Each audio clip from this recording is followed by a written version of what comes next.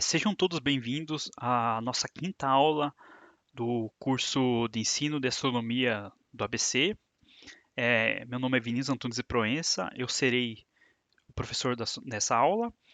É, Essa aula versará sobre o sistema Terra, Lua, Sol e tem como cronograma o slide a seguir. Então, o cronograma da aula vai ser o seguinte: a Terra, vamos falar sobre suas características, seus movimentos, o fenômeno de marés, a precessão do eixo da Terra, sobre o Sol, suas características, as estações do ano e a sua explicação, a Lua, os movimentos da Lua, as fases da Lua, o acoplamento de maré, eclipse e ocultações. Já dando um início à aula, vamos falar sobre a nossa casa, a nossa habitação, o nosso querido planeta Terra. É o terceiro planeta do Sistema Solar. Possui como distância ao Sol uma unidade astronômica, é a definição de uma unidade astronômica, cerca de 150 milhões de quilômetros ao Sol. Possui como idade 4,5 bilhões de anos. Seu formato é aproximadamente esférico. Veremos nessa aula que não é exatamente uma esfera, mas uma esfera consegue descrever com um certo grau de erro o formato do nosso planeta. Ao lado temos a primeira fotografia integral do globo terrestre, datado de 1972, da missão Apollo 17, The Blue Mabel, a bolinha azul em tradução livre. É, Falando um pouco dos seus movimentos, temos o movimento de rotação, que é um movimento em torno de um eixo imaginário, de oeste para leste. Aqui vale a regra da mão direita. Você aponta seu dedão para cima, você tem como sentido de giro o sentido anti-horário. Seu período é de 24 horas, ou seja, leva 24 horas para girar no seu, ter um giro completo no seu próprio eixo. Em relação a outro movimento, temos o movimento de translação em torno do Sol. É uma órbita elíptica com o Sol em um dos focos e de baixa excentricidade. Excentricidade é uma característica das elipses, então quanto maior é a excentricidade, mais ovalada, mais achatada a elipse. Aqui nesse caso estamos falando de uma elipse não tão achatada, ou seja, com baixa excentricidade. Seu periélio é de 147 milhões de quilômetros. Periélio é justamente a distância mais curta em relação ao Sol, então é de 147 milhões de quilômetros. Seu afélio, que é a distância mais longa, é de 152 milhões de quilômetros. É uma variação entre o afélio e o periélio de apenas 3%, devido justamente a essa baixa excentricidade. Seu período é de 365 dias, ou seja, leva um ano para a Terra completar sua órbita ao redor do Sol. E o plano que descreve essa órbita é justamente o plano da eclíptica. Não à toa, eclíptica remete a eclipses, como veremos nessa aula, ela é fundamental para o entendimento desse fenômeno. Vale a regra da mão direita aqui também, essa órbita em qual a Terra gira ao redor do Sol. Você levanta seu dedão para cima, aponta para cima, é o sentido de giro anti-horário. Agora vamos falar sobre o dia solar e o dia sideral. Dia é o tempo necessário para a Terra dar a volta em torno de seu eixo em relação ao ponto de referência. Ela pode tomar como referência o Sol, que é o dia solar, que dura 24 horas, e o dia sideral, que toma como referência estrelas mais distantes, estrelas ao fundo, que dura aproximadamente 23 horas e 56 minutos, ou seja, aproximadamente 4 minutos a menos do que o dia sideral. As estrelas que aparecem no céu noturno, que estão longe da posição do Sol, mudam lentamente ao longo do ano e entenderemos mais o porquê disso. É, Temos também a inclinação do eixo de rotação e o eixo perpendicular à eclíptica de 23,4 graus. É fundamental para o entendimento das estações do ano. Na verdade, é justamente isso que causa as estações ao longo do ano. Então, é até intuitivo explicar isso.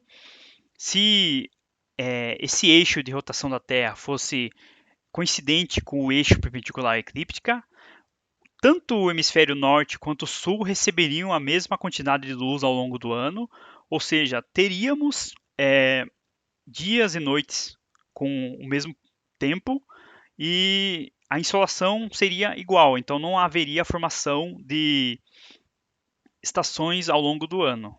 Então, é justamente essa inclinação que, ora, quando tem no hemisfério norte mais iluminação, o sul fica escuro por mais tempo, e vice-versa. Quando há maior insolação no hemisfério sul, o norte tem dias mais curtos e noites mais longas. E veremos o porquê disso ao longo da aula também. Sob incidência solar sobre a Terra, temos esse belíssimo, esse excelente experimento de Eratosthenes, um dos mais intuitivos, um dos mais simples e até um dos mais citados. Por exemplo, no primeiro episódio do Cosmos, do Carl Sagan, é citado esse experimento, ele faz a demonstração usando mapa e torres em escala no mapa na cidade de Alexandria e Siena. Alexandria é onde Aristóteles vivia, morava. E antes de eu explicar, vou detalhar mais um pouco aqui. Raios de luz no mesmo instante tinham ângulos diferentes de incidência dependendo do lugar. Como eles incidem paralelos entre si, a superfície deveria ser curvada. Fazendo a explicação aqui, a incidência de luz do Sol radial, devido à distância, ela chega com os raios paralelos aqui no nosso planeta Terra.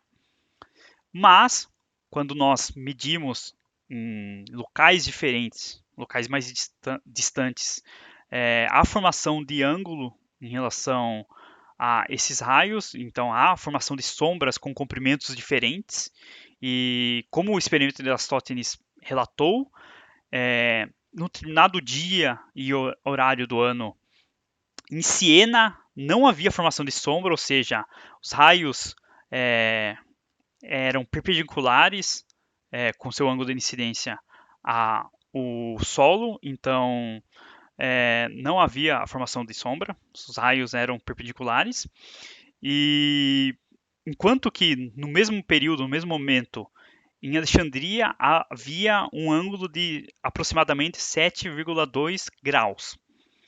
O que isso nos ajuda a dizer que a única explicação para isso, já que os raios chegam paralelos para a gente, é que a superfície terrestre deveria ser curvada. E através desse experimento, ele foi capaz de, sabendo esse ângulo, usando um pouco de geometria e trigonometria, sabendo a distância entre as cidades, ele pôde calcular o raio da Terra. Isso há cerca de 2.200 anos atrás, ou seja, 200 anos antes de Cristo, Eratosthenes não só demonstrou que a nossa Terra possui uma superfície curvada, ou seja, não poderia ser plana, assim como foi capaz de calcular o seu raio. É bastante impressionante que com uma estaca, bastante tempo disponível, um pouco de cálculo, ele foi capaz de nos vislumbrar com essa descoberta. Continuando aqui a explicação sobre os efeitos da incidência solar sobre a Terra. Então, embora os raios sejam paralelos entre si, eles incidem com diferentes ângulos ao longo da superfície terrestre. Ou seja, eles entram na nossa atmosfera com um paralelismo, mas há um ângulo de incidência quando chega na superfície terrestre. Quanto menor o ângulo com a superfície, mais espalhada seria a energia sobre o solo. E isso explica porque, dependendo da latitude, você tem lugares mais frios nos polos, Polo Norte e Polo Sul. Quanto mais próximo do Equador, você tem áreas mais quentes. A depender desse ângulo de incidência, ou seja, devido à forma com que a luz ocorre a incidência solar sobre a Terra. Em certo horário do dia em uma dada região, o ângulo de incidência da luz muda ao longo do ano. Isso também você consegue fazer no seu quintal, na sua humilde residência. Basta que você finque uma estaca no seu quintal e mensure ao longo do ano, no mesmo horário, é, a, a diferença entre as sombras. Então, a sombra mínima de uma haste apresenta uma diferença de 47 graus de sua sombra máxima. Então, basta você mensurar esse ângulo da sombra mínima, da sombra máxima, é justamente o dobro do ângulo de inclinação da Terra. Ou seja, ao você projetar uma reta média entre a sombra mínima e a sombra máxima, você vai chegar justamente na inclinação do eixo de rotação com relação ao eixo da eclíptica. E é bastante interessante que você consegue mensurar isso se você quiser fazer esse experimento na sua própria casa. Agora falando um pouco sobre as estações do ano. Então, temos o verão, o outono, o inverno e a primavera. Verão, em geral, é período mais quente, mais chuvoso, mais úmido. O outono nós temos folhas caindo, vegetação morrendo. O inverno, a depender do hemisfério, é mais frio a ponto de ter nevascas, a ter neve, mas no geral é um período frio, um período mais seco. E a primavera é justamente o período onde há o florescer de flores, você tem o aparecimento de vegetação. Tem a ver como a incidência solar muda ao longo do ano. Então, temos pontos notáveis onde estabelecem a passagem dessas estações ao longo do ano. Vamos falar deles agora. O primeiro desses pontos notáveis é justamente o solstício de verão para o norte e de inverno para o sul.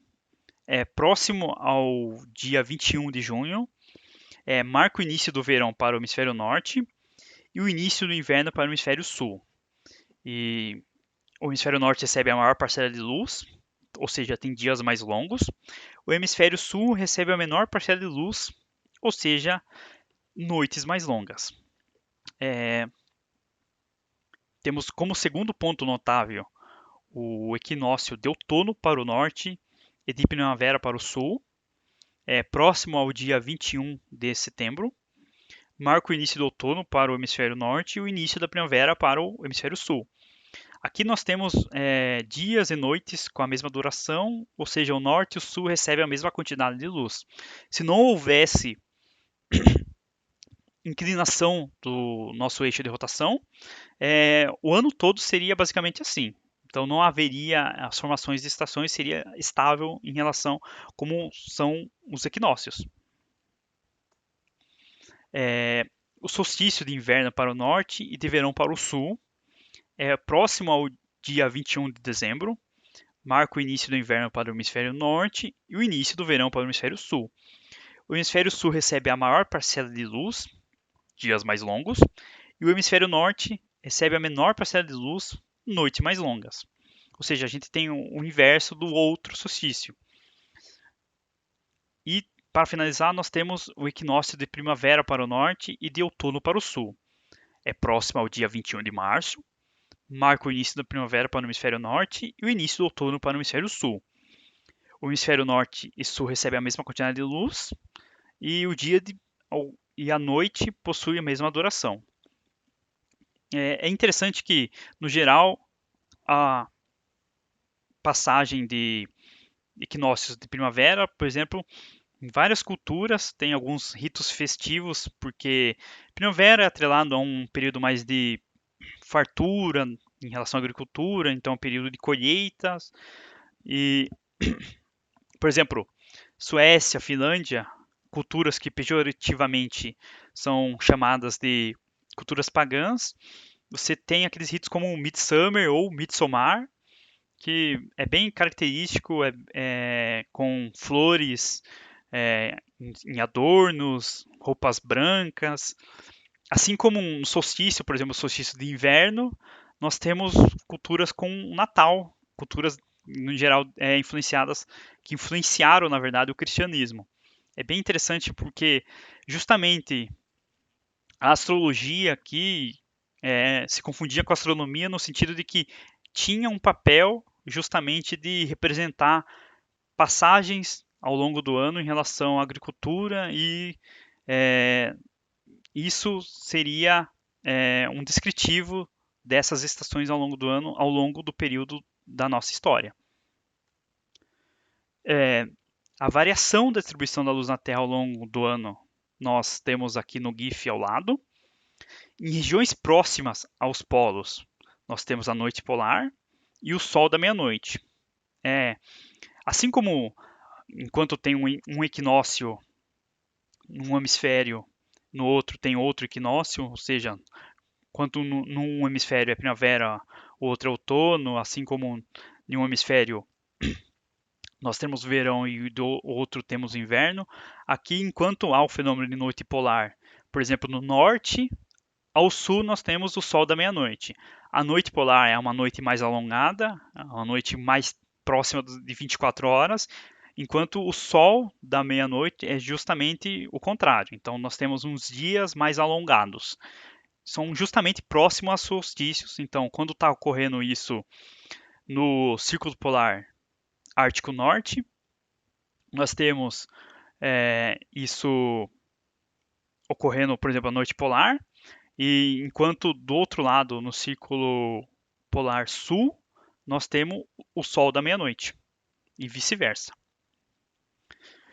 Em relação ao formato da Terra, como eu já comentei, não é exatamente uma esfera, mas a forma esférica é incompatível com o movimento de rotação da Terra.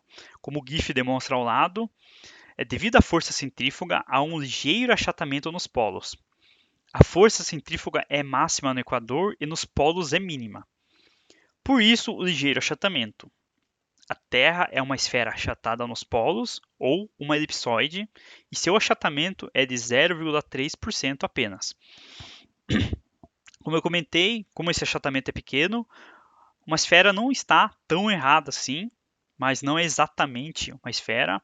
Da mesma forma que uma elipsoide em relação a uma geóide também não está tão errada.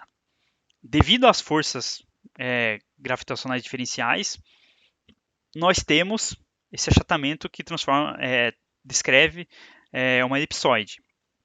Mas devido à distribuição não uniforme de massa na Terra, nossa crosta tem algumas irregularidades. O formato da Terra, o mais correto, acrescentando essa diferença de distribuição de massa na Terra, nós temos uma geóide. Mas da mesma forma que uma geóide não está tão distante de uma elipsoide não está tão distante de uma esfera. É só devido a uma questão de achatamento nos equadores. Sobre a precessão do eixo da Terra, a afirmação a direção do eixo terrestre não muda não é bem verdade. As forças de maré contribuem para o achatamento do formato da Terra. São mais intensos no bojo, ou seja, aquela parte onde está mais achatada, e esse efeito ele tenta endireitar o eixo de rotação da Terra, de forma a alinhar ao eixo da eclíptica. Ou seja, como um peão, fazendo um exemplo aqui, uma analogia, nós temos uma certa tendência, um certo bambalear do peão ao longo que sua rotação vai diminuindo. Aqui nesse caso, o achatamento as forças de maré acabam fazendo com que a direção no qual o eixo de rotação aponta, ele vai mudando ao longo do tempo. Mas por que isso não é tão considerado? É justamente porque esse período é longo. Leva cerca de 26 mil anos para completar um período completo desse efeito, do efeito de precessão do eixo da Terra. Como a Terra continua em rotação, esse alinhamento não é concretizado. O eixo terrestre realiza um movimento circular em torno do eixo da eclíptica, como um peão chamado de precessão do eixo da Terra. Como eu comentei, o peão ele vai mudar não só a direção no qual ele está apontando, mas também a sua inclinação. Aqui a inclinação se mantém, o que só muda é justamente a direção no qual o eixo aponta.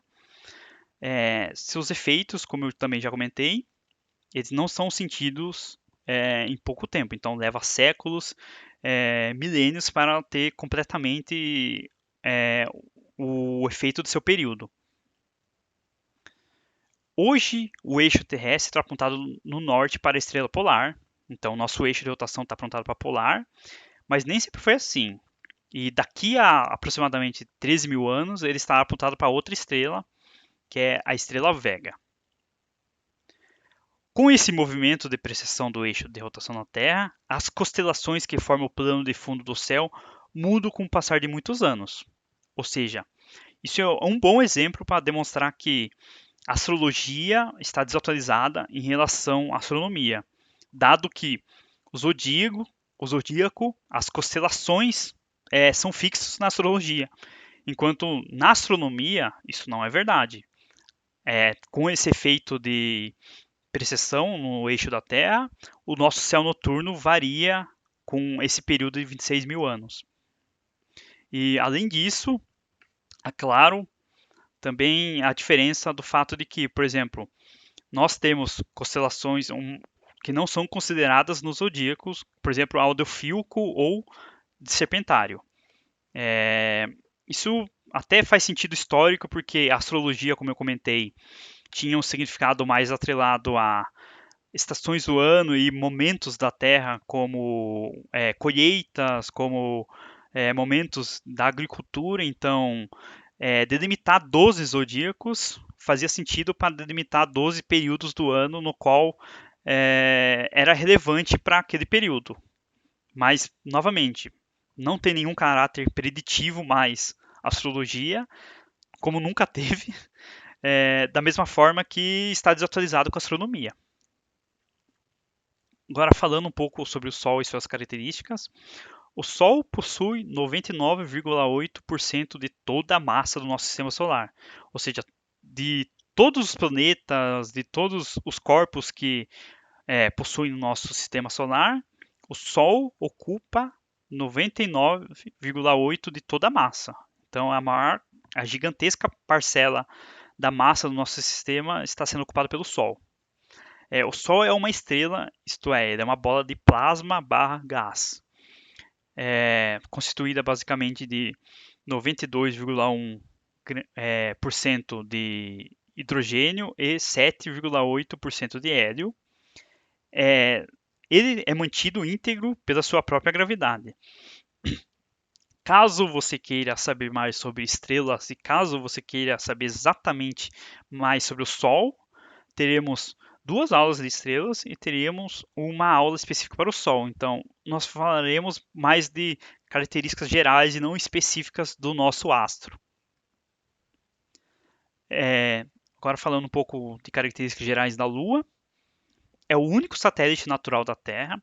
Satélite natural é justamente um objeto que mantém uma órbita fixa ao redor de outro. Então, não é só a Terra que possui satélites naturais, outros corpos como Marte, Saturno, Júpiter possuem também luas.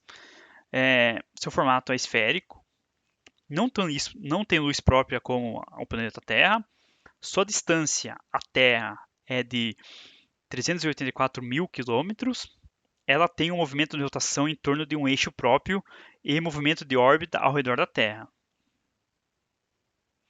Esse sincronismo é uma característica bastante interessante que nós temos no movimento da Lua. O movimento de rotação em torno de um eixo próprio e o movimento de órbita ao redor da Terra tem o mesmo período, ou seja, o tempo que a Lua leva para completar uma órbita ao redor da Terra é o mesmo tempo que ela leva para completar uma volta sobre si mesma. Ou seja, nós temos sempre uma face voltada para a Terra. Então temos uma face que não podemos enxergar, que é nomeado de o lado oculto da Lua.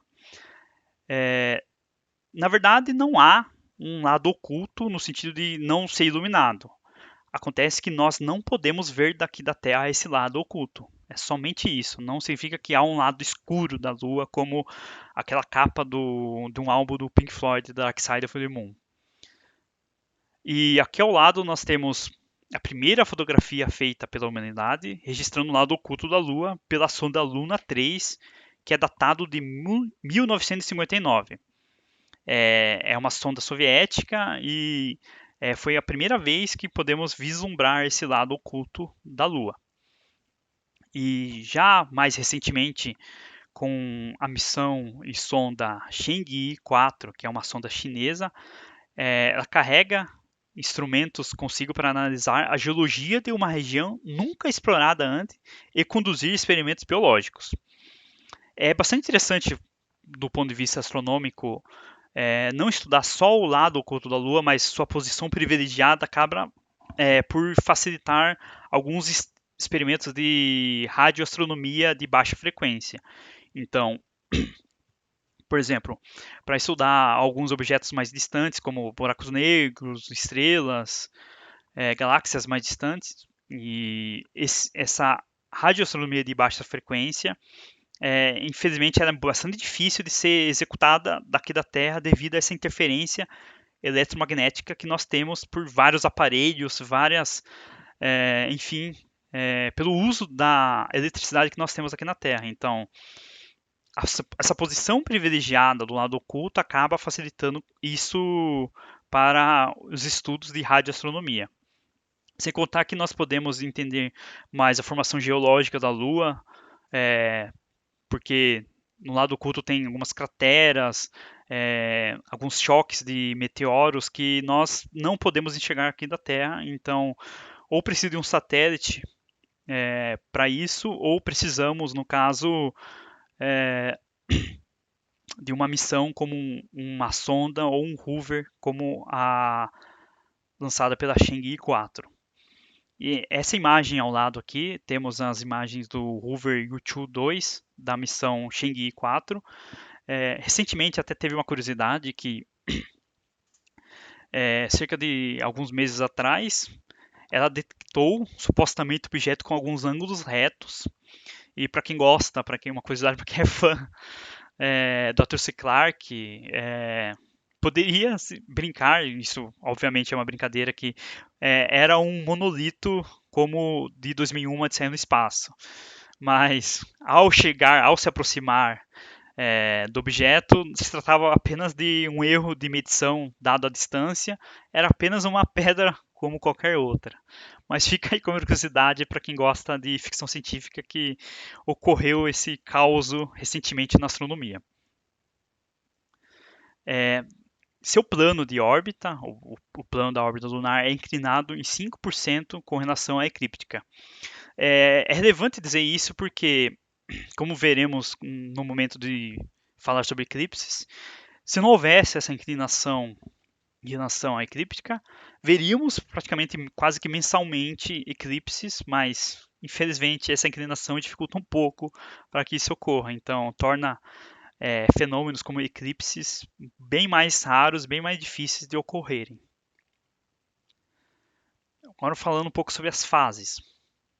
Sempre metade da Lua é iluminada pelo Sol, exceto em casos de eclipse. Então, não significa que nós temos uma face, por exemplo, que é oculta, como eu já comentei, ou não iluminada, mas que do nosso ponto de vista aqui da Terra, nós não conseguimos ver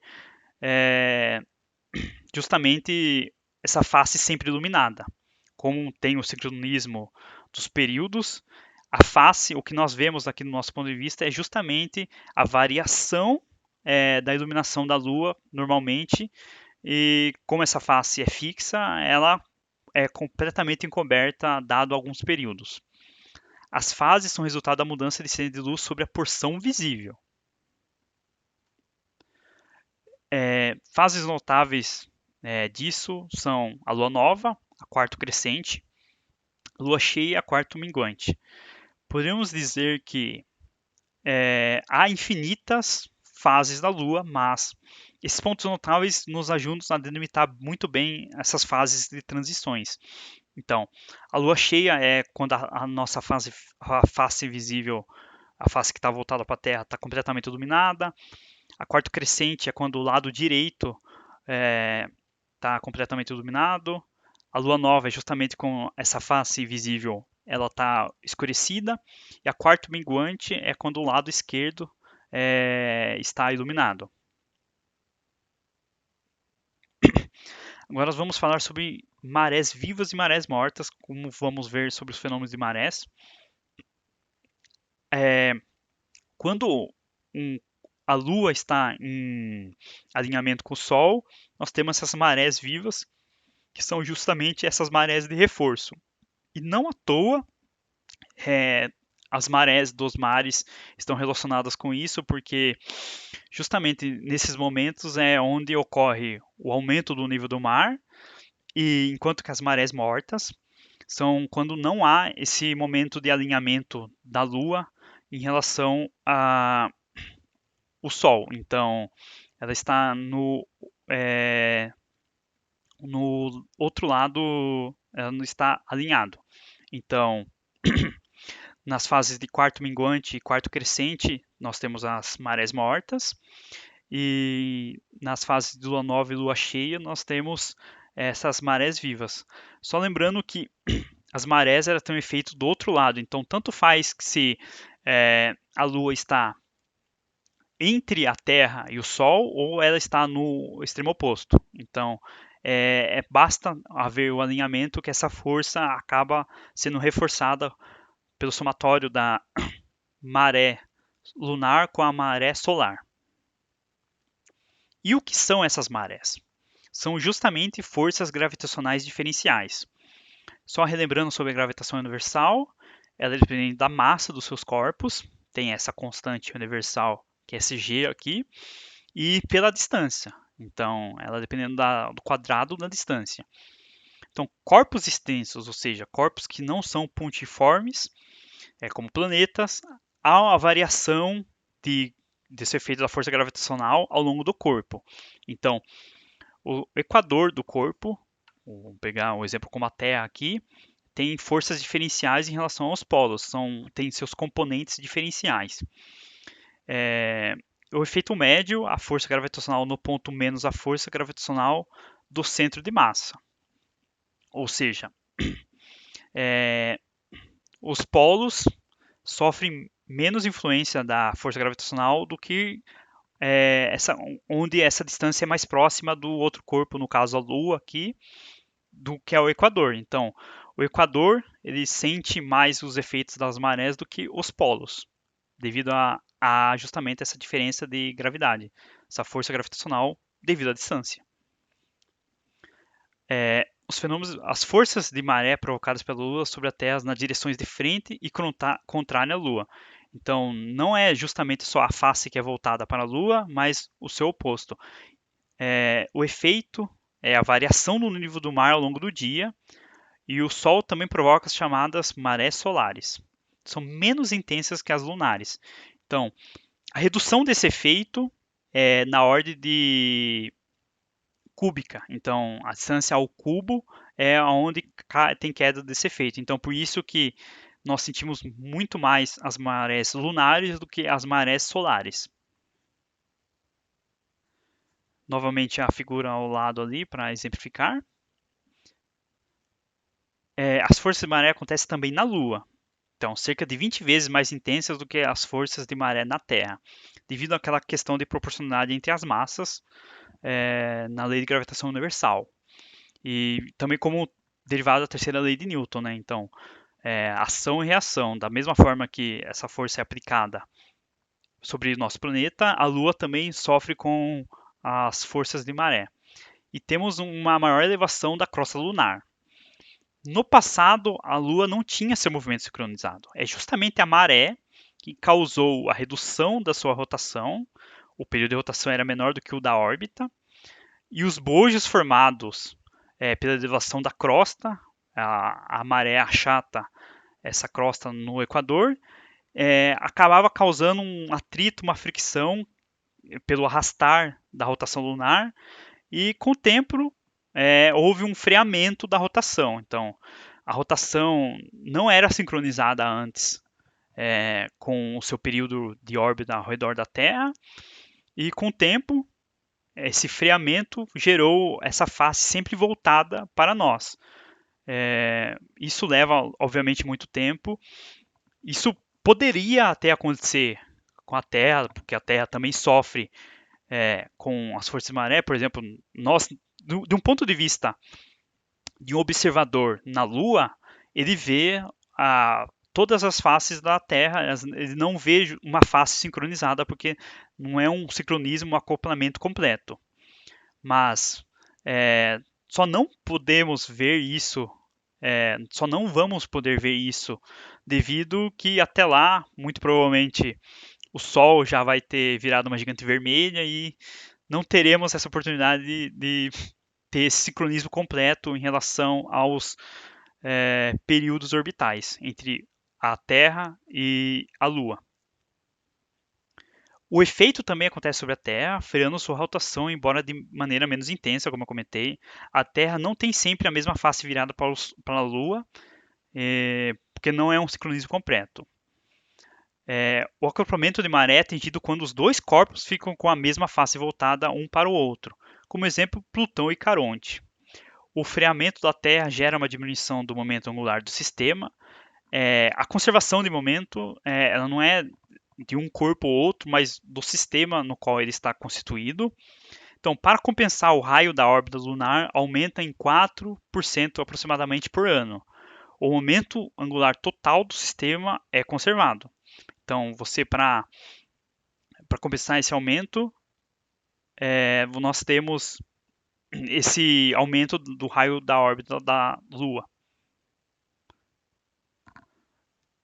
Falando um pouco sobre a superlua, até de certa forma um exagero, porque, bom, o diâmetro aparente a olho nu não é tão visível, mas o apogeu, aliás, o perigeu mais lua cheia, quando acontece esse momento onde a lua está mais próxima da Terra e ainda assim é a fase de lua cheia, nós temos a superlua.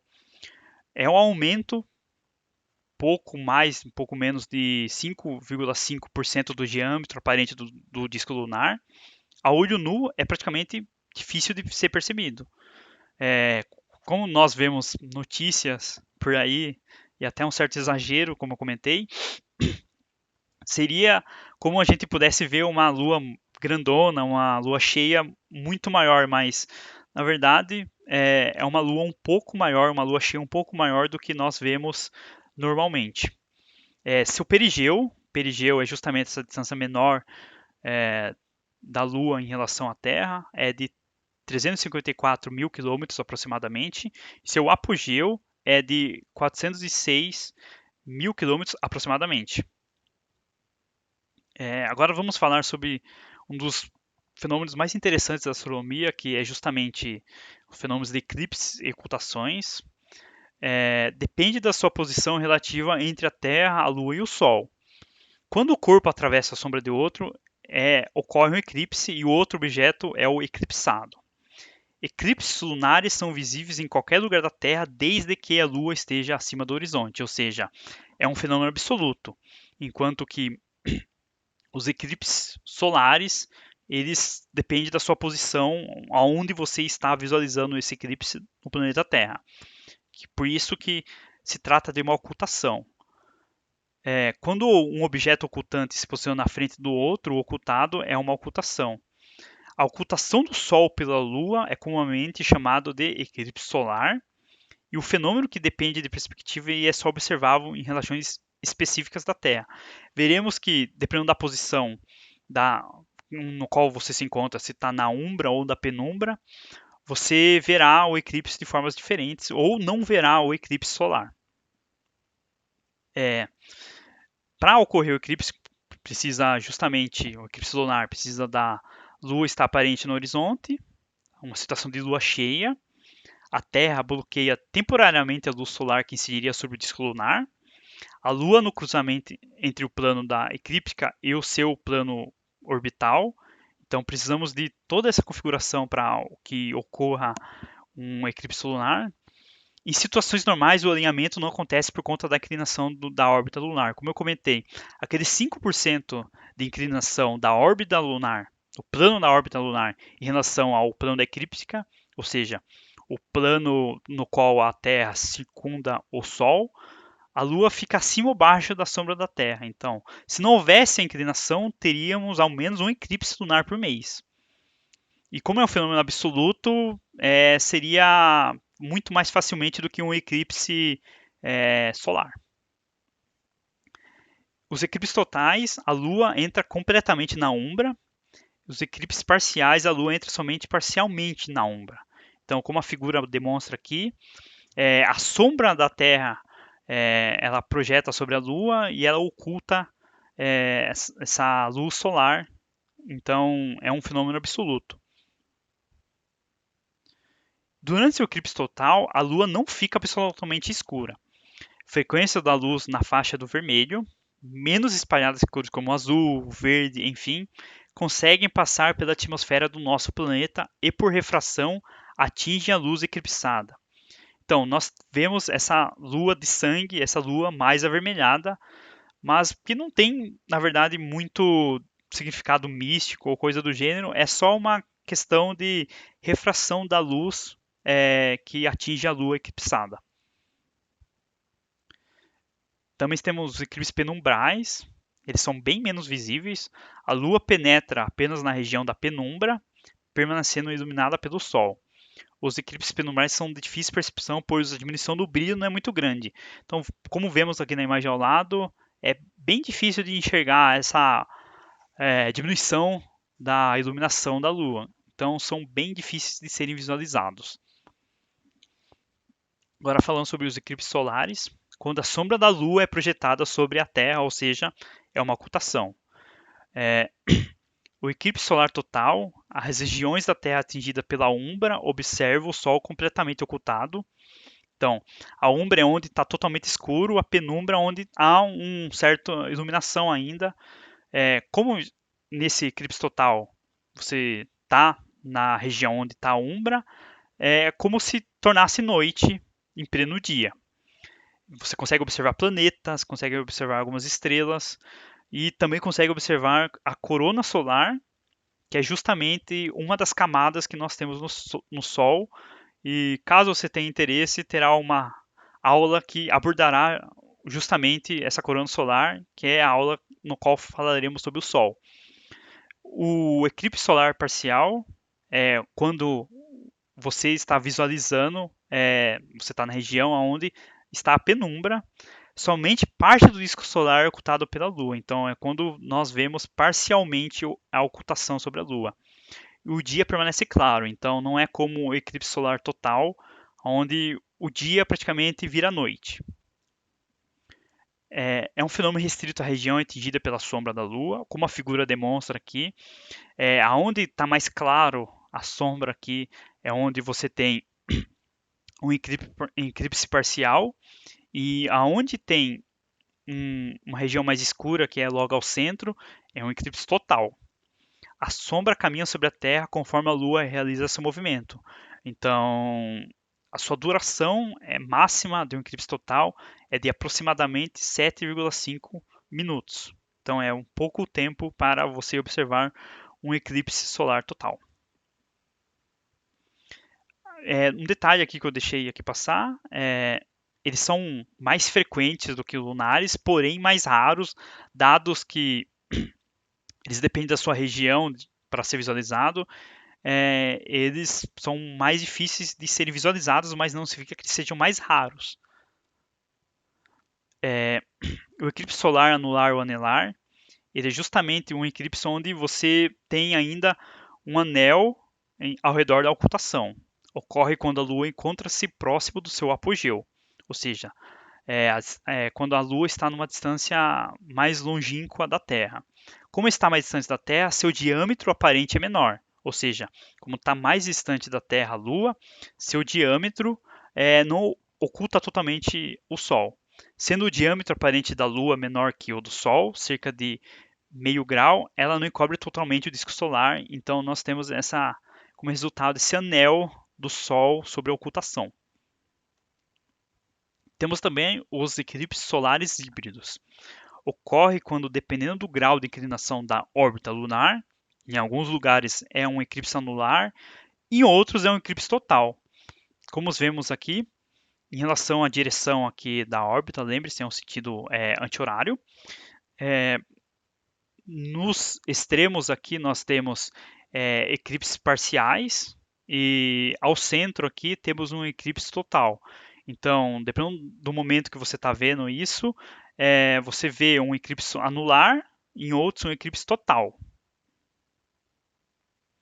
E sobre o eclipse e a eclíptica, como eu já comentei no início da aula, o nome eclíptica provém do fato de que os eclipses só são possíveis quando a Lua está sobre ou muito próximo a essa linha de eclíptica no céu, que é essa trajetória aparente que o Sol percorre ao longo do ano. Então, precisa ter essa configuração, além do alinhamento dos astros, no caso a Lua e o Sol, você precisa ter a fase de Lua cheia e precisa ter essa coincidência da intersecção ou muito próximo da órbita lunar com o plano da eclíptica. Então, se não houvesse essa inclinação do plano da órbita lunar, nós veríamos com muito mais frequências esses eclipses. E já chegando aqui ao final da nossa aula, um eclipse bastante interessante é esse que ocorreu em Sobral em 21 de maio de 1919. Foi o eclipse no qual nós podemos comprovar a teoria da relatividade geral e no qual estava até presente no Brasil Albert Einstein. Eles, nesses experimentos, esperavam medir a defração dos raios de luz de uma estrela ao passarem próximos do Sol. A luz é influenciada pela gravidade, ou seja, nós vemos o desvio da posição aparente de uma estrela nesse eclipse. Então, os fótons foram desviados devido à gravidade. Tivemos a influência da gravidade na trajetória dos fótons de uma estrela e através desse ângulo de defração da luz causada pelo campo gravitacional, nós podemos comprovar que a Lua, aliás, a luz é influenciada pela gravidade. Há uma certa controvérsia em relação a de que isso não comprovou, isso só reforçou como um indício de que a teoria da relatividade geral estava certa, mas é bastante interessante que nós, aqui no Brasil, teve um papel grande para comprovar a relatividade geral. A bibliografia usada nessa aula foi basicamente nossas aulas anteriores dos projetos. Então, para quem se interessar em visitar o nosso antigo site, lá tem todo o arquivo do projeto ao longo dos anos. Eu acho bastante interessante que você faça isso, porque você poderá ver que ao longo dos anos teve algumas novidades, alguns causos na astronomia. Então, caso você seja curioso e queira se detalhar mais, você poderá ter alguns materiais antigos do nosso projeto. Também temos a apostila do Alex Karcioff, do IAGE. Essa aula 3 cobre basicamente a totalidade desse conteúdo dessa aula. E também temos o site de Astronomia e Astrofísica da UFRGS, da Federal do Rio Grande do Sul. Então, eu recomendo fortemente que você acesse esses sites caso queiram se aprofundar no tema da aula. Pedimos gentilmente que, caso você tenha tempo, caso você queira, responda algumas questões atreladas ao conteúdo dessa aula. Tem o QR Code, o link. Os links, tanto do formulário quanto desses questionários, estarão na descrição e no chat ao vivo da aula. Então, não é obrigatório para a obtenção do certificado, mas nos ajuda muito a ter uma noção de quanto do conteúdo está sendo assimilado ou não. Então, se você puder, gentilmente, acesse o formulário e acesse esse questionário e responda-os.